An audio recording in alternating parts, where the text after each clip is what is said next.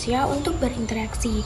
Bahasa digunakan oleh manusia untuk menyampaikan ide, pikiran, dan perasaan melalui serangkaian suara, simbol, atau gestur yang memiliki makna bersama. Di dalam bentuk lisan, tulisan, atau bahkan bahasa isyarat. Ada berbagai jenis bahasa di dunia, termasuk bahasa lisan dan tulisan tadi. Bahasa memiliki struktur yang terdiri dari fonologi, morfologi, sintaksis, sematik, dan pragmatik. Nah, setiap bahasa sendiri memiliki aturan dan kosakata yang unik. Selain itu, bahasa juga mencerminkan budaya dan identitas dari suatu komunitas tertentu.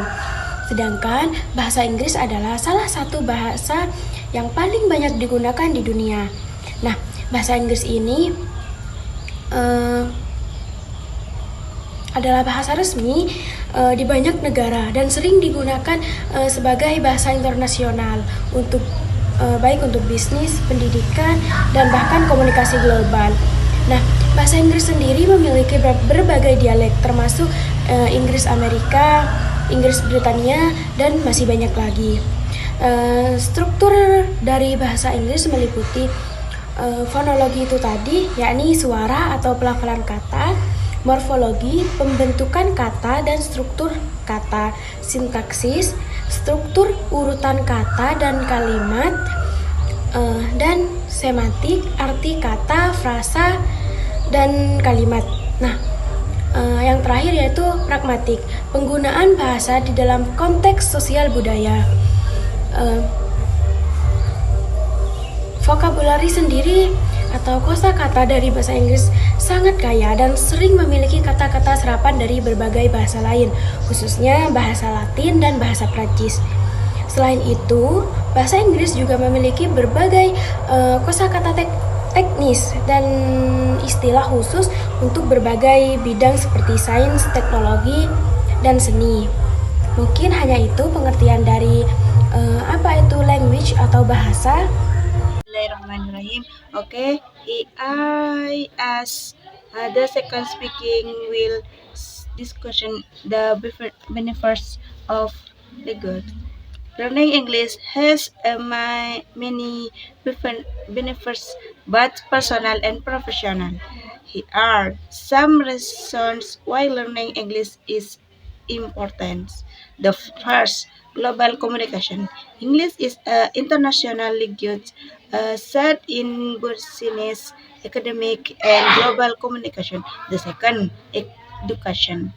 Many literal journals and academic learning resources as English. Third, job opportunities. In many industries, English and language skills are often a basic requirement for getting a job or advancing your course. Fourth, technology and science. Many research and innovation in the fields of technology and science are published in English. Fifth, personal development. Learning English can also improve uh, critical thinking skill, memory and multi-tasking ability. Last but not least, tourists and travel. If you love to travel, English like skill can be very helpful in communicating with others, understanding the response and enjoying travel experience in more depth. Thank you. Assalamualaikum warahmatullahi wabarakatuh. Assalamualaikum warahmatullahi wabarakatuh. In here are some tips that can help you in learning English. My name is Ahmad Dhani. Secondly, rutin praktek atau bisa kita sebut dengan praktek secara rutin. Kita harus memiliki usaha membaca, menulis, mendengarkan maupun berbicara dalam bahasa Inggris secara rutin. Terus next, basic vocabulary atau bisa disebut kosakata dasar. Kita harus sering-sering menghafalkan kosakata dasar bahasa Inggris atau frase-frase ketika kita berbicara sehari-hari dalam bahasa Inggris. Next, media and resources atau media dan sumber. Media dan sumber di sini kita mencari tentang bahasa Inggris, gimana caranya agar kita cepat lancar dalam berbahasa Inggris. Next, speaking praktek, artinya praktek berbicara bahasa Inggris.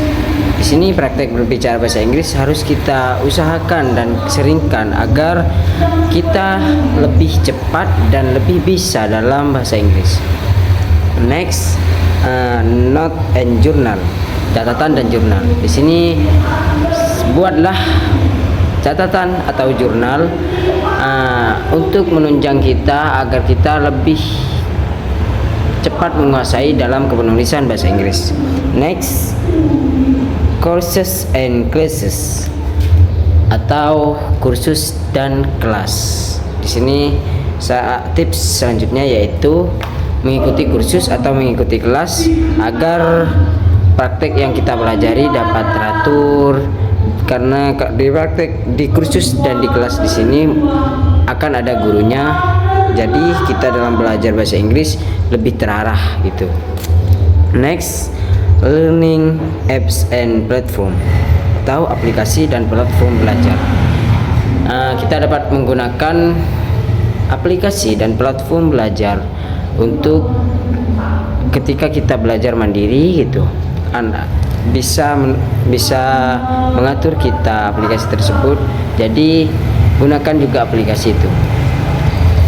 Terus selanjutnya, join a community atau mengikuti komunitas.